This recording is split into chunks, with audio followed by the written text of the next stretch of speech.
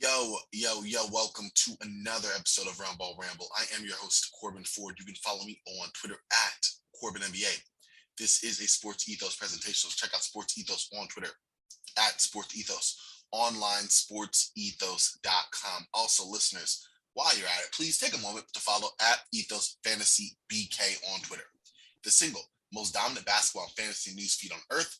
Get all your NBA news in one handy Twitter feed. It's fast in the competition and provides more analysis too. Again, that's at Ethos Fantasy BK on Twitter. Follow now. Listen, y'all, it's a day. I'm recording this right now on the 6th of February. The Lakers survived a nail biter of a game yesterday against the New York Knicks. It took Malik Monk outscoring the Knicks by himself in the third quarter. It took heroics by LeBron James. It took them sitting Russell Westbrook in the entire overtime period. It's a comeback from a 21-point deficit, but somehow the Lakers beat the New York Knicks. And guess what? That's good for a 26-28 record, ninth in the Western Conference. So this is yet another edition of the State of the Lakers. And for that, I brought on not only regular guests for the Lakers, but also good friend, SBC alum Josh Hiedeman. Josh, how you doing, man? I'm doing well outside of watching these Lakers and just getting so frustrated, especially the last two games with just kind of the state of play down the stretch, the state of Russ, the coaching staff, the front office. I guess it's all just as we kind of get to the trade deadline and start seeing other teams make moves and just you know, Corbin, me and you just talked a little bit before we got on here just about the lack of flexibility and options that the Lakers have, and it's just disappointing when you look at where this team was 2 years ago, coming off the bubble, winning a championship, looking great. AD looking like a top five player, a bunch of great supporting cast. Guys who could play defense, hit threes, and just the decisions that were made by the front office, not to run it back, to go out, trading Danny Green in a first for Schroeder. That obviously didn't work. Trying to get Gasol, trading away a second round pick with JaVale McGee. And then, bringing in Drummond to alienate Gasol so that we had to, giving away another second round pick to get rid of him. And then, just the Russ trade, we talked about it ad nauseum, where this team could have been with Buddy Hield, KCP, and Caruso. And instead, we're sitting here with Russ. And like you said, having to rely on Malik Monk outscoring the Knicks by himself and getting, really an A+ game from AD last night, getting another just great performance from LeBron, triple double. Extending his streak of 25 points in 19 games, which is just kind of insane when you think about how old he is, and what he's doing. That matched Kobe's Laker record in 19. I think Elgin still has the all-time Laker record, but Kobe did that in 05, 06, when he was just lighting people up and just, making people look like fools. And LeBron matches now in, his age 37 season, which is crazy. And just to think, that you have these two guys that kind of at the apex of LeBron still kind of giving you a top season, AD coming back, giving you everything you want, and barely beat a bad Knick team who, you have to come back from 21 down and only can do so because, Malik Monk really shows out in the third quarter, and eventually because you bench Russ in overtime. I don't know.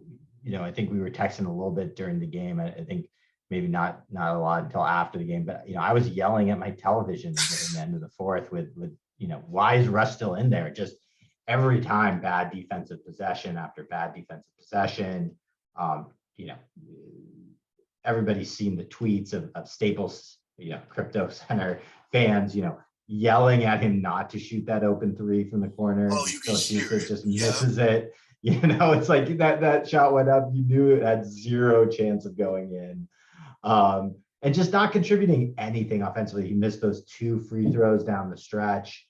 And just for me, it boils down to, and this is what I've always said from the beginning, as to why I didn't think the Russ thing worked, is just he doesn't give the effort and he doesn't have the defensive IQ that you need for this team. And this team has always been based around defense. If you think about, back to the bubble, and why this team won a championship, it was because they played elite level defense.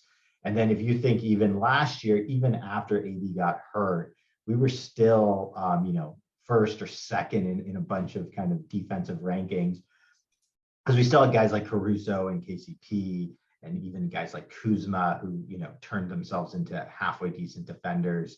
But the team was built around having a defensive identity and having good defensive players. And Russ doesn't bring any of that. He's constantly out of position, constantly missing assignments, constantly not giving effort, which is really inexcusable for as much as I hear announcers talk about how this guy always plays hard and goes full pedal to the metal. The amount of times I saw him jogging back on D after a turnover, after a bad shot, was just infuriating, because that should be the one thing with Russ that you're going to get. You're going to get that effort. He's going to full out sprint to get back. And I don't know that I've ever seen him be a plus level defender over the last few years. Certainly since after he left Oklahoma City.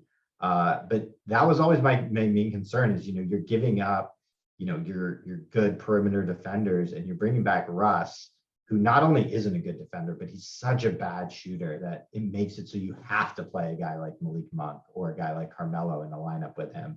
And look, Monk's been a godsend, for getting a guy at the minimum to have him come in, the amount of 20 plus point games that he's had over, the last few weeks has, really been life-saving for this team. I don't know where they'd be without him, but Monk's not a great defender, and you can always have one or two guys that you have there who aren't great defenders, and you can kind of hide them within a system. And that's part of what the appeal was for Vogel, right? Is he's such a great defensive coach that he can create a system that, you can have great defense, even if you have a guy like Monk on the floor. But when you have Monk and Russ, it was just blown by every time. Russ coming with a bad double, Russ, jumping in a passing lane, leading to needing to switch. Like I said, Russ not sprinting back on defense and transition. And, for a team that made its name off defense, you just can't have that. And then when you think about the trade and where the Russ trade put us from a roster construction asset allocation standpoint, there's just not a lot to do now. We're paying Russ, $44 million. In my opinion, the benching in overtime was the start of something good, and it really needs to be people are like, oh, well, this is going to get through to Russ. There's no getting through to Russ. I don't blame Russ. I think we talked about this a little bit, Corbin. I feel bad for Russ. Russ is who Russ is. Like, for us to trade for him, expect him to come in, expect him to be some type of above average defensive player, a guy who doesn't turn the ball over, a guy who's going to be able to make open 3-pointers. Like, that's just not who Russ is. No. The one, aspect that I think, to the extent we thought that there was any hope with this trade, it was, oh, well, when LeBron's out, he can kind of be the ball handler, be the engine of this offense, and kind of keep this team afloat. And honestly, he hasn't done that either. And I think that might just be his athleticism's in a little bit of decline, and he's just not as great as he used to be in that respect. But all the other things, this idea that we're going to put a square peg in a round hole, that's on us. That's on the front office. That's on LeBron. That's on, Linda Rambis and Jeannie Buss for kind of going for the superstar and not, the smart basketball roster construction. But at this point, I don't know what else you need to see. I mean, I'm an advocate for giving him the John Wall treatment and just having him sit, at least for a few games, and just see how the team can respond without him playing at all. Because, it's not just down the stretch. Part of the reason the Lakers ended up in a 21-point deficit was just bad play from Russ all around. And I don't know. Last night just seemed like a low point. I don't know that I've seen him play as bad. Maybe there's some games where he had more turnovers, but just 1 for 10 shooting, not really distributing the ball. Yeah. Like I said, bad defensive plays all around. So Mhm. I don't know. I'm just done with this Russ experiment. I know that there's a lot of people out there who say, well, he hasn't played with AD and LeBron. Let's give him a chance if this team's healthy. To me, that we're past that. I've seen enough out of Russ to know that he's not a good defender. He's not going to suddenly morph into being a good defender because AD and LeBron are back healthy. He's not a good shooter. He's not going to suddenly morph into being a good shooter. When you look at LeBron's career, the one constant is you surround that guy with defensive players and three-point shooters. That's been the recipe for success. From Cleveland to Miami to the Lakers. I mean, that was the problem with the 2018, 2019 Lakers, is that, we didn't do that. We went with playmaking. We went with, Lance Stevenson and Rondo, and The multiple which is, and I think I sent you a text the other day, Corbin. This Laker team, is now 26-28. That 2018, 2019 Laker team was 27-25. They were better than this Laker team was. And that was, with all these young guys, with Lonzo and Brandon Ingram, not with AD, and so for this team to be worse than that team, that was also very poorly constructed, didn't have shooters, didn't have defenders, but they were still better than this team. And so, I'm at the point where I don't think there's a rush. We can get into trades here in a second. I don't think there's a rush trade out there at the deadline. I don't want to give away our first to get rid of them, but I'm in favor of just seeing them. I'm kind of done with this season. I'm think we should kind of punt and start looking towards next season and start looking to make sure that we don't waste another year of LeBron and AD kind of giving us championship level play.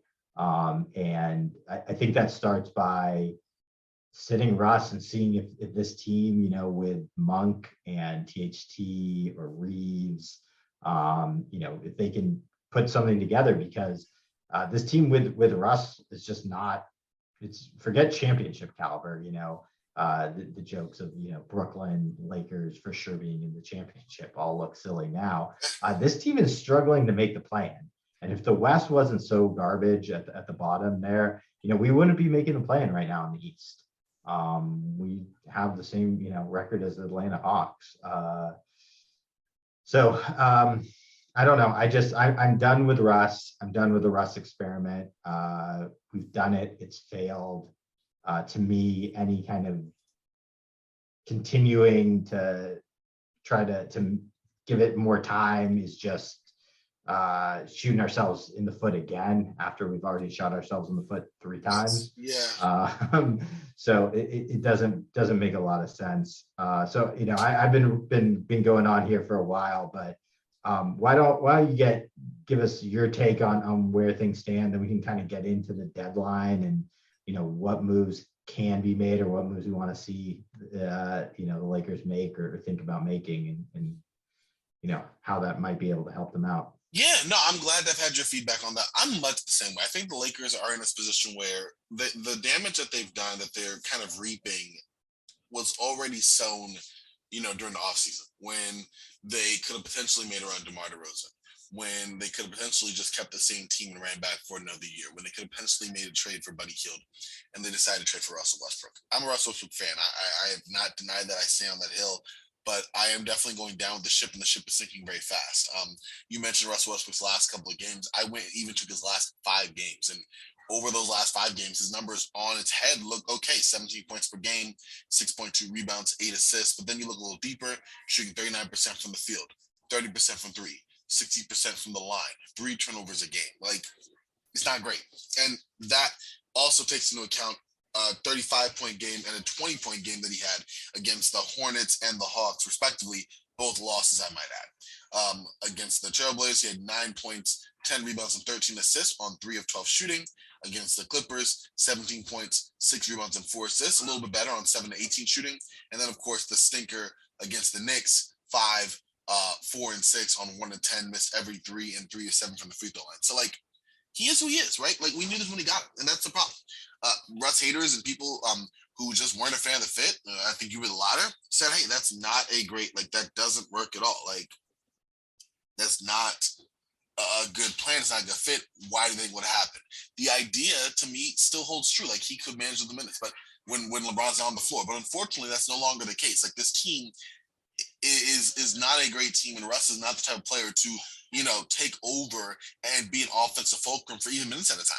I mean, he's being benched for THT, and the reasoning is that you're using THT as off-ball help, which makes zero sense. So I guess I'm just flummoxed, man. I guess, yeah, I kind of want to turn to you. Like, with the trade deadline, you don't think Russ is going to be traded. So where do you think he will go? I mean, I don't have any faith in this coaching staff, front office, to do what they need to do and bench Russ, and not just kind of bench him down the stretch, but bench him. Start Monk, and I would start Reeves, but you could start THT. I mean, the reason they got rid of those guys is not like THT is a shooting threat. Once again, it's so that they could have someone who could help play some type of defense, some type of perimeter defense, which Russ has just not done throughout the whole season. And so, that's why I'd like to see Austin Reeves get some more run. But I think Russ remains on the team. I think they keep trying to work it out. I think the front office and Vogel are both kind of pot committed. So I don't think, Rob and Kurt Rambis are going to admit that they made a mistake. And, try to trade Russ for John Wall and some picks, or try to trade Russ for Kemba and Fournier and Alex Burke. I don't think that's going to happen. I do think that the Lakers are, put their poo-poo platter out there, the THT none and the 2027 first round pick. And, that's not seemingly gotten traction on getting any of the, Jeremy Grant, Miles Turner, anybody else who's kind of out there available. What I'd like to see, honestly, is Lakers turn into sellers. See what you can get from Malik Monk. This is a guy who. Oh, I love Malik Monk. I love Malik Monk too, but the fact is you signed him to a 1-year deal and you box yourself in with no cap space next year. Like, I just don't think that Malik Monk's going to take $6 million, a 1-year, $6 million deal next year in free agency, given how well he's played. I think I think his agent did him right, getting him to the Lakers, getting him to a situation where he could show off.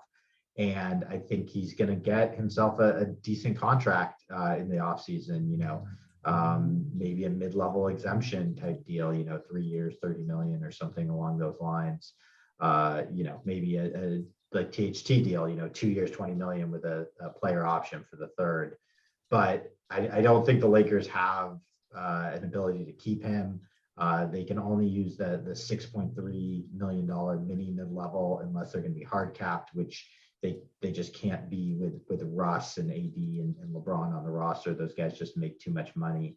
So unless you think that Monk's going to take $6 million and run it back again next year, I just think he's going to be somewhere else next year. And I don't have any faith that this Laker team this year is going to be contending for a championship. So if you could get a protected first round pick, you could get 2 second round picks. The Lakers have made a history of not cashing in chips and letting guys just walk, going all the way back to when they didn't trade Powell, and it's been kind of a constant theme with the Mitch to Rob, or Mitch to Magic to Rob, in terms of not trying to trade assets that we aren't going to use to get some type of draft capital. But yeah, if you let me be Rob and I had full autonomy to do whatever I wanted to do, I'd start looking and seeing what what I could get for Monk, what I could package Monk with THT, what I could package Monk with none, if I could get a protected first, if I could get 2 good seconds, I would do that. I would try to cash those chips in, give myself some more flexibility for this offseason, where I do think you have the ability to trade Russ as an expiring contract in the offseason. I think you'll probably have to take back some bad contracts, but a guy like Tobias Harris is out there who's got a big fat contract that maybe people want to get off on. Al Horford, Gordon Hayward. There are guys that might make some sense where a team has long-term money committed to someone and wants to get Russ and negotiate a buyout and you have that cap space and be bad next year. So I think that is a possibility, but it's certainly going to be helpful if you have some extra draft capital, some extra young assets to help with that rebuild. So I'd like to kind of give those minutes to THT. Hopefully he can come out of the funk that he's been in since those, he had 3 really good games when he came back, and since then has kind of just been pretty horrible, to put it bluntly. But give him some more run, see if he can kind of recapture some of the magic that he had over the last 2 seasons. Give Austin Reeves some run, see if you can pump up his value. They did sign him to a 2-year deal, so we do have him next year. But otherwise, this team, they're, I'm not sure what we expect for running it back next year. You have all these minimum guys. You have guys like Dwight Howard, DeAndre Jordan, Carmelo Anthony, Trevor Ariza, Avery Bradley. Those 5 guys, honestly, they probably all should be retired already. If they all retired this year, it would not be surprising. Of those guys, Melo's looked decent. He's never been a great defensive player, but he can still put the ball in the basket. Has really kind of helped the Lakers having, another 3-point shooting threat. But if all 5 of those guys decided to retire at the end of the season, I would not be surprised at all. If you look at the other guys that the Lakers signed, Bazemore, bust. Almost he's supposed instantly to come in and provide shooting and defense. He doesn't even play anymore. Wayne Ellington was supposed to come in, provide shooting. He doesn't play. So who are you looking at in this team, going forward for next year? I think you're looking at LeBron, AD. You're looking at maybe Nunn picks up his option if he doesn't play, because this point, it wouldn't surprise me for him not to play the rest of the season, given that we haven't really heard anything. And this bone bruise seems like it's just, maybe. I heard he was questionable for yesterday's game. Yeah. I don't know. I just, You don't. Yeah, that's true. We'll see. But yeah, so maybe Nunn's on this team. Maybe Nunn picks up the option. But otherwise, you're looking at Reeves, THT, Braun, AD, and Russ, and that's really it in terms of guys you're bringing back. Maybe Melo makes another run because him and Braun are BFFs. But I can't imagine that you're bringing back Ariza again, or Dwight, or DeAndre Jordan, or Bazemore, or Wayne Ellington. So all those guys, as far as I'm concerned, are not part of the Lakers' plan for next year. And so you're going to have to replace them with all minimum guys because of the situation you put yourself in with Russ. You don't have any cap space. You can't use the full mid-level because you'd be hard capped, and we can't, given the amount of money there. So we have, like I said, $6.3 million to give to someone. That doesn't seem like enough to keep Monk.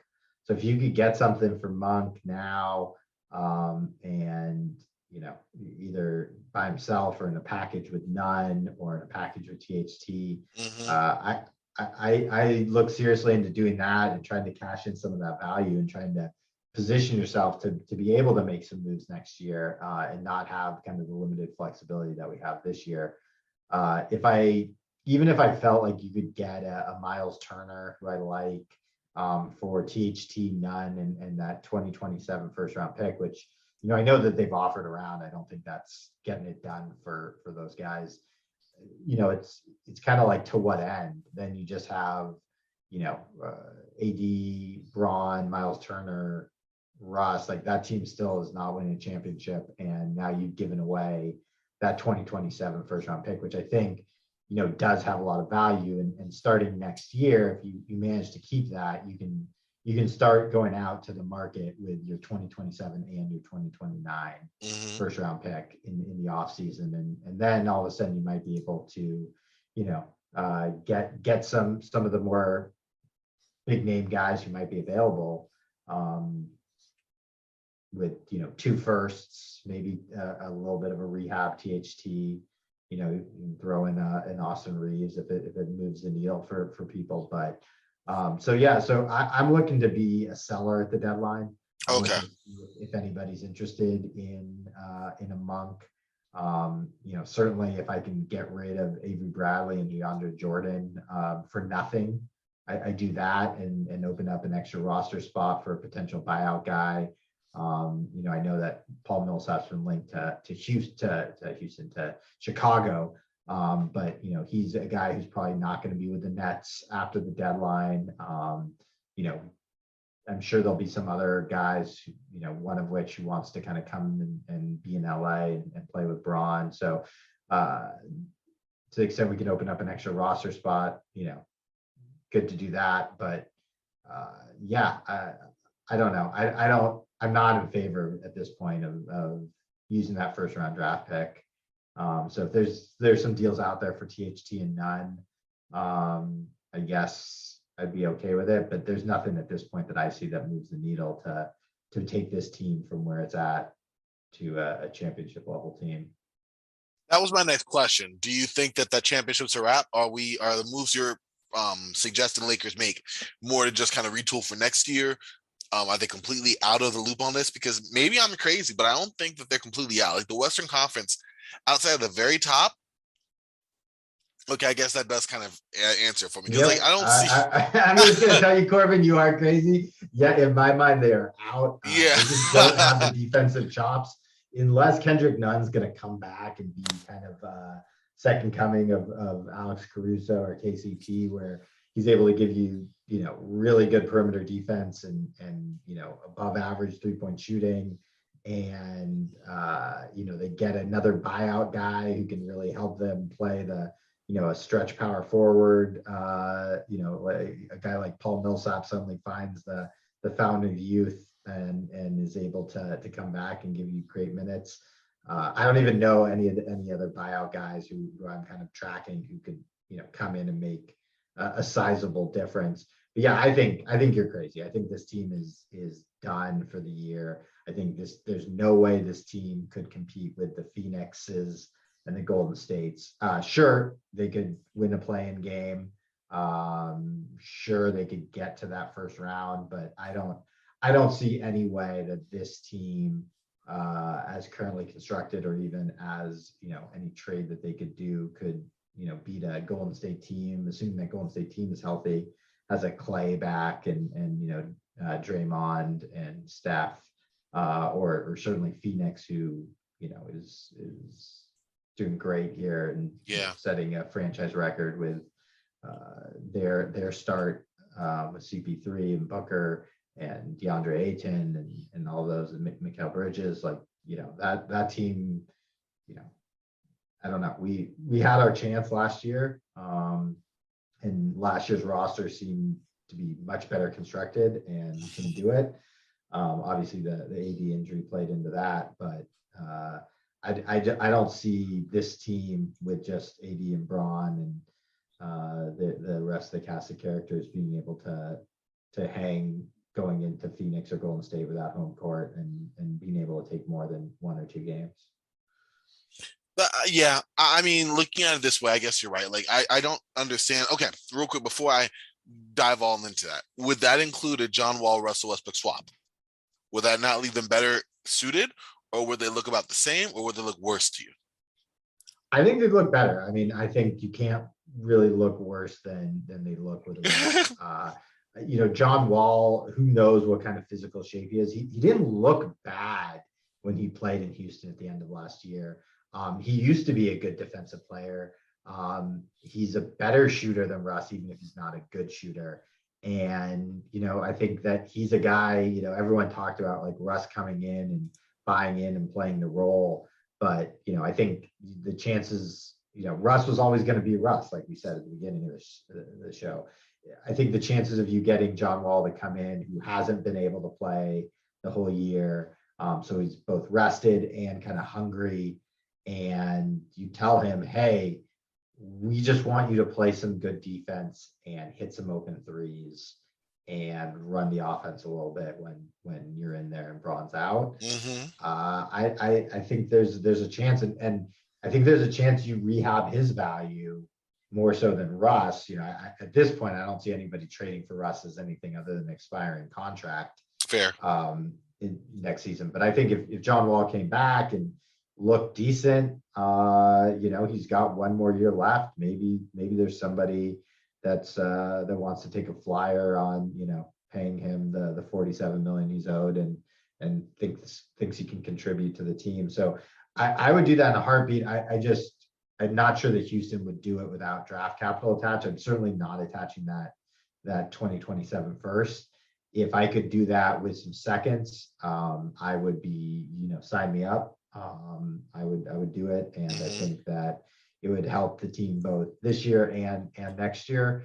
But I still, even if you have John Wall, I don't think just with the rest of the supporting cast that this front office has surrounded Braun and AD with, I don't think there's enough defense, and I don't think there's enough 3-point shooting to actually win a championship this year. So what went wrong? Do you think the Lakers totally the seeds were sown from the offseason? Do you think that this roster could have won a championship as constructed? Right now, let's just say everyone's healthy. Could they have won one? I guess if we're conceding this season as a lost cause here, and I mean, at least you are. I'm more on that end. I don't know. I want to wait till after Thursday to lock it in. But sure. With that being said, like I said, I go back to 2 seasons ago, the offseason 2 seasons ago, to the decision to not run it back after the bubble. I don't think anybody would have faulted Rob and Rambis from just, bringing back everybody, bringing Dwight back, JaVale back, giving Danny Green. I know everyone got really upset that Danny Green missed that open 3-pointer that could have won game 5. But, Danny Green plays good defense and hits 40% of his threes. So rather than trading Danny Green in a first for Schroeder, and going out and getting a guy like Trez, I think there's definitely things they could have done in terms of running it back and kind of keeping that team more intact. But that was what's done was done there. If you kind of go just from this offseason, yeah, I think the die was cast once they did the Russ trade. I don't know how you could have built a team around Russ being this bad defensively and this bad of a shooter, even knowing that he was going to kind of give you what he was going to give you. I don't know that there was options out there to, maybe you could have gotten a guy like a Gary Payton the second. And, he certainly would have helped in terms of giving you that perimeter defense. But, I think that when they chose to not, they didn't have to do a deal, right?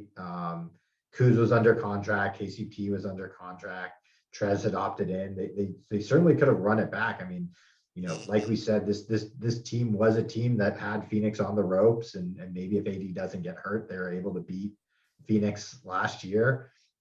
So you could have run it back and given this team a shot. And not signing Alex Caruso is just such a horrible decision from an asset management standpoint, from a talent decision, from just a cost, from a being cheap standpoint. It just, it wasn't something where they had to make the decision, oh, we have to trade these assets to get Russ. It was, we've done that, and now we can keep Alex Caruso, or we could let him walk for nothing.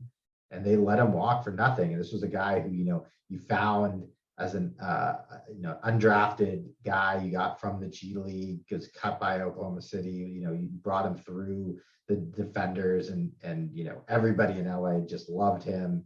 And guy who had one of the best plus minuses in two-man game with LeBron ever. Not just with the Lakers, but across LeBron's career. Yeah, across the board. And you choose not to re-sign him, and instead you give THT a big contract that honestly was the fault of the front office again for not signing him to a 3-year deal when he was a rookie. And so now you go into the season with just THT, Russ, AD. The Nunn thing is just bad luck. Everyone thought Kendrick was going to come in and provide some help there. And I don't think you could have thought that he was going to, we would be talking in February and he would have still not played a game. So that's, I don't put that on the front office. That's bad luck. But to me, once you decide to do that Russ trade, you gave away any chance of the championship. You didn't even need to do the Buddy Hield trade. I think the Buddy Hield trade made a lot of sense. I think, Trez did the Lakers a solid opting in so that they could have that salary slot to trade him. But, if you trade just Trez and Kuz for Buddy Hield, and you re-sign Caruso, all of a sudden you have, KCP still around, you have Caruso still around, you would have had an extra first round pick you could have done something with. But even if you just ran it back, like I said, I think what just has been kind of just burned into my brain more and more as we've gone through these 4 seasons with LeBron is, why are we trying to reinvent the wheel? What works with LeBron. Put defenders and 3-point shooters around him. That's my question. Real quick, I don't want to cut you off too much. Rob just thinks he's smarter than everybody else. I was going to say, do you think that they think that? Like, do you think that they do know what works? Because I feel like they kind of stumbled in and maybe he thought, I can tweak it. Like you say that, and I agree with you. But at the same time, I wonder if Rob. I think they like the big name. I think they like the story. I think that look, Jeannie Buss is as much at fault as anybody else here. As much as I want to throw Rob and Kurt Rambis and Linda Rambis under the bus, and I do think that this season's a fireable offense for Rob. And LeBron needs to take some responsibility, but at the end of the day, you're the GM of the team. You're the one making those calls, making those trades. But I think ownership also was supportive of getting Russ, getting this homecoming story, getting this big name, getting this guy who's going to sell jerseys, getting this guy who's going to put butts in the seat. And, it's been a kind of constant thing with the Lakers. They go for the star power, they go for the name over the analytics. And, they got lucky because, LeBron's great and he's LeBron, and AD is, awesome. And they were able to get him, giving away a bunch of young guys that weren't going to be on that same timeline. But, the decisions they've made in terms of, prioritizing guys and, the rest of the roster. Let's talk about the rest of the roster. We talked about, as bad as the Russ trade was, like, okay, so you're filling it out with a Trevor Ariza, who's in his 18th, 19th season, Carmelo Anthony, who's playing in his 19th season. Wayne Ellington's going to suddenly come in here and be a 3-point shooter. Kent Bazemore, okay. Avery Bradley, like, this guy got cut from Golden State, and we're picking up guys off the trash heap. DeAndre Jordan, like, what are you doing? Rajon Rondo, it's just so frustrating when you talk about all this stuff. We talk about, just not having defenders. We had to pick up Stanley Johnson, a guy who did not play the first, 30, 40 games of the NBA. Yeah, first third, yeah. We pick him up, and he literally becomes like the second best defender on our team, such that we sign him to a full year contract after, he went through his 10 days, because we did such a bad job of roster construction to put any defenders on there. Ariza's a halfway decent defender, but he's so old, so injury prone. To think that that's going to be, a solid A defensive long option at term, the 4 yeah. is just silly. And it was really like, hey, you have some connection with the Lakers. You've played here before. You got some like name recognition. Yeah, come and like, cool. Like, we'll come to LA and we'll put it all together. And somehow it's going to not blow up in our face in spectacular fashion. So, I don't know. It's tough. I don't want to be the I told you so guy, but I've been obviously ranting and raving about this since it happened. Since this summer when we first started talking about this at SBC, and when the rest of the roster was finished constructed, and we talked about this preseason. Like I said, I think this is a fireable offense for Rob, and I think that Kurt Rambis needs to take some responsibility. I think Jeannie needs to take a long look in the mirror and think about who she's entrusting to make these basketball decisions, because you really couldn't have done much worse if you tried. This is a team you said at the start, Corbin, we're in ninth. This is a Ninth team place. that Yep. is struggling to make the play-in games. This is a team that, like I said, if we were in the East, we would not make the play-in. Only because Portland and New Orleans and San Antonio and Sacramento are such dog shit are we even in a position where we kind of are safely in the play-in. But you're gonna have to win 2 games. I don't think we're catching the Clippers or Minnesota. So No, you're it's gonna have not to win 2 likely. games just to get the privilege of being dismissed in the first round from Phoenix or Golden State. I don't see any way that this team or any moves this team can make can compete with those. And I'm saying this with assuming we have a healthy LeBron and AD, which is just kind of blows the mind. When you have 2 of those players playing at the level that they are and are still not able, basketball's only 5 guys on the court at one time. And if you have 2 guys who are playing at such a high level, you think you could find 3 more guys to kind of surround them with, that you could play some winning basketball, and we've managed to not do it. And I've got zero faith in this front office that they're going to be able to pull a rabbit out of their hat here at the deadline. So, like I said, I think they'll probably do nothing. I don't know, maybe do something around the edges. But the idea that we just need this team to have more time and get healthy and get reps playing together, I think as evidenced last night, like this team won in overtime because they benched Rush. So like, Yeah. Russ doesn't need more time playing with AD and LeBron. Russ needs more time on the bench. And the Lakers need to find a way to have Malik Monk playing 30 plus minutes a game, and THT or Reeves or some. I mean, that's another aspect of last night was they, aside from benching Monk, they also finally benched Avery Bradley, who, Oh my God, he should not have been starting to begin with. should not have been starting to begin with. And the Frank, like, this is not all on Frank, right? He got saddled with a bad roster. We just spent this whole hour just lambasting our front office and how just this roster construction was just horrible from start to finish. But man, Frank has done himself no favors. This starting DeAndre Jordan for as long as he did, starting Avery Bradley, like the fact that it took him this long to give Malik Monk 30 plus minutes is just kind of crazy. The fact that he, didn't go away from Russ down the stretch. I mean, Russ made, one of the most boneheaded moves in that Clipper game, just that, double team where he didn't even double team Reggie Jackson, just kind of gave him that easy layup.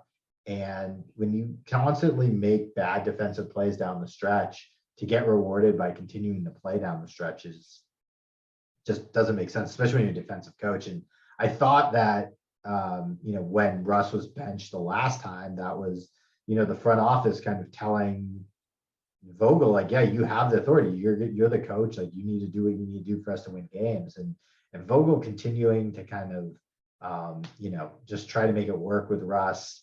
like I said, some of his rotations are just don't make sense. Not giving Monk minutes. So if I'm the Lakers and I'm going forward and they don't make moves at the deadline, I'm trying to give Monk 30 minutes. I'm trying to give THT or find someone who can give me some good guard, wing defensive play, whether that's Reeves or someone else you kind of pick up, Stanley Johnson. Nobody talks about the fact that Stanley Johnson's not good offensively. Stanley Johnson, No, he's he actually makes a shot the three every three once in a ball. while. Mm-hmm. He's actually shot kind of decent, but like that, he doesn't have any offensive game, and he's still out there giving us quality minutes because we don't have any other good defenders. We have guys like we have the Mellows who come in, give you buckets, but you're not getting defense. Monk gives you buckets, but you're not getting defense. There's no two-way guys on this roster. LeBron even is usually pretty lackadaisical on defense. You deal with it because he's LeBron. AD's really our only two-way guy. And you need to find minutes for Reeves. You need to find minutes. I guess as long as Ariza is healthy, see if you can integrate him in there to get some minutes from him. Yeah, I don't know. Like I said, I think this season's lost. I think the Lakers would be well served to try to sell whatever parts they could get to be in a better position to retool for next year. What do I think they're going to do? I don't know. I think this front office is so bad. I'd almost be surprised if they don't throw away this first round pick and THT and just go for broke and I don't know, try to get Jeremy Grant for THT none, a first round pick and 3 seconds or whatever, and just do something stupid and mortgage the rest of the future for a team that doesn't have a chance. Because that's just been what this front office has done up to this point. So I don't have any reason to think that they will suddenly pivot and start making smart moves. But from my perspective, if I was running the show, I would be sellers. I think Malik Monk has got to have value. One of the deals I was looking at was to the Cavs. They just made a deal for Karis LeVert. Gave a protected first for LeVert. I don't know that you could get a first for Monk, but certainly I think you could get 2 good seconds. And maybe if you put Monk and a second together, we have some of the seconds from the Washington deal. Maybe that could get you a protected first. Otherwise what we're going to do is we're just going to waste Monk. He's going to have a good season and go sign somewhere and get his money, get paid in the off season. And then we're going to be in a situation in the off season again, where we're staring down Russ accepting his $47 million contract and trying to see, who we can offload him to, and not having any cap space, having just that 6.3 million minimum level. And the rest of the roster will be THT and maybe none if he starts, and the rest will be minimum guys and like I said, it's not even like we're going to bring back the minimum guys we have now. I think a bunch of those guys are going to retire, and you're going to have to go find a new crop of aging vets to complement LeBron and AD. Wow. This is all depressing, man. I guess I'm going to close with one. It's accurate. I understand it, but oh my gosh, it's depressing. Okay, so let me ask you this just before we close out here. Frank Vogel, what's his future with the Lakers? No future with the Lakers. I think they gotta fire him. I think that if they had lost that game last night, I could have seen him getting fired here in the time before the Tuesday game. Like I said, it's not. This isn't Frank's fault, but Frank hasn't done himself any favors. He hasn't coached well. He hasn't had good rotations. He's supposed to be a defensive coach. I know that you got saddled with guys who don't have the skill set to play good defensively, but you need to have a defensive philosophy, have guys like, if you're a defensive coach, you need to make it work. You need to find a way to not be as bad defensively as these Lakers have been, just giving up layup after layup. I mean, they gave up 71 points to the New York Knicks in the first half last night. The Knicks had never scored more than 40 points in the first quarter. They scored 42. you can't have that. If your trademark is being a defensive guy, you can't then have your team not be good defensively. Exactly. So I don't know. I'm going to be sad because I'll always have a good thoughts about Frank and what he did in the bubble, but I think the Rob and Kurt will look for a fall guy, and I think that they'll make Vogel the fall guy and say that this was coaching, and they just need to get the right coach in here to get the best out of the players. I don't think that's right, but I also don't think that Vogel's done enough this season to deserve to be back for sure, because I think his rotations have been garbage. I think this team's defense has been garbage, and I think that it's been tough in terms of having to navigate, LeBron and AD and Russ and their support and obviously all the injuries. But I don't know. I think that if he had made some of these decisions to bench Russ, 2 or 3 weeks ago, you could have, potentially had a team that was going in a different direction. I'd be surprised if he makes it through the end of the season. And certainly I don't see a situation in which he probably comes back next season, just because I think that Rob and Kurt won't be willing to admit that they were the ones who really kind of messed this up so bad. And so you can't fire LeBron. You can't fire Russ. You can just Rob's not going to fire himself. Yeah. He's not going to fire himself. So I think that, yeah, I think Vogel's, this is going to be Vogel's last year coaching the Lakers.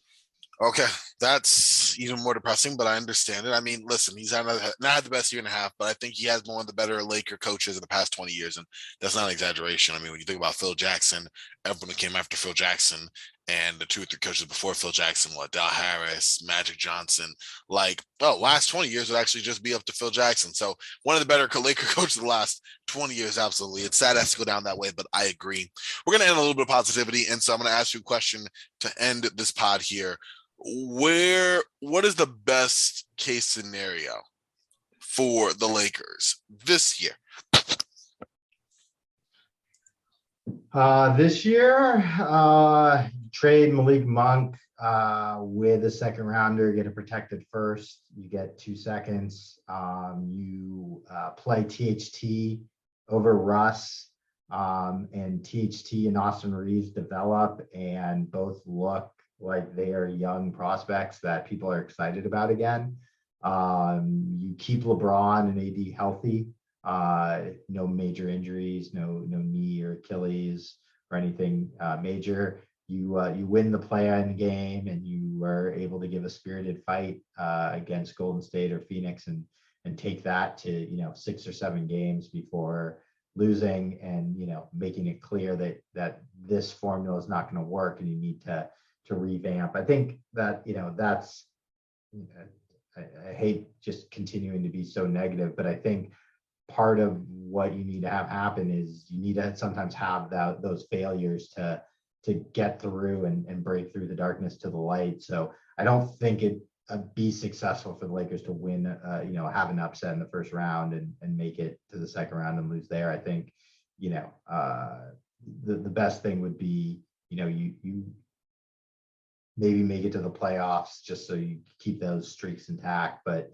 you lose pretty resoundingly and make sure that everybody knows that what happened this year is not going to get you to the championship level that you need to be at, and those changes need to be made. And hopefully you go into this offseason with some more assets and healthy LeBron and AD to try it again next year. Wow. Well, let me tell you, Josh, this certainly was sobering, but I think it was a much needed dose of reality for this Laker fan over here. Wow. Listen, we're going to have to come back on after the trade deadline, just to have a brief, even if it's just a segment, talking about what, if anything, Lakers did up to the trade deadline, including the last second rumors, are going to come up with minutes to spare before the deadline. So definitely look forward to having you back on for that, man. But I just want to say thank you so much for hopping on here and just talking some Lakers with me. Yep. Always love talking basketball, talking Lakers with you, Corbin. Wish it was, a more positive episode, but we'll see what the team does this week. And we'll get back after it after Thursday and can kind of reassess where this team stands going forward post deadline and what we think the prospects are there. Yeah, definitely, man. I'm totally with you, and I appreciate you. And yeah, we'll get you back on here, man. Listen, y'all, you guys can only find Josh Hiedeman here. All right, it's exclusive deal. So you want these Laker takes, you got to go to the Roundball Ramble podcast for that. So definitely make sure to do that. I want to thank Josh again one more time for coming on here and sharing some of his Laker insight. Hopefully next time we do this will be under better circumstances. I'll be next week, so we'll see what the Lakers do. You can find this podcast and all of our others on sportsethos.com, on Twitter at sportsethos. Please make sure to rate, review, subscribe to this podcast. Let me know how I can do better. I want to, and your feedback is integral to making that happen. So please make sure to show some love there. I thank you in advance. You can find me on Twitter at Corbin NBA. And listen, quickly, before we sign off, we want to also remind you to use coupon code hoopball20 at manscaped.com for 20% off your order and free shipping. Also, check out our pals at mybookie.ag. Use code hoopball on the third page of time to unlock deposit match bonuses there as well. Again, hoopball20 at manscaped.com. Check out mybookie.ag. Check out tomorrow for this podcast. For Josh, for myself, we are Frosty. Y'all stay frosty, and I will talk to y'all tomorrow. All right, y'all.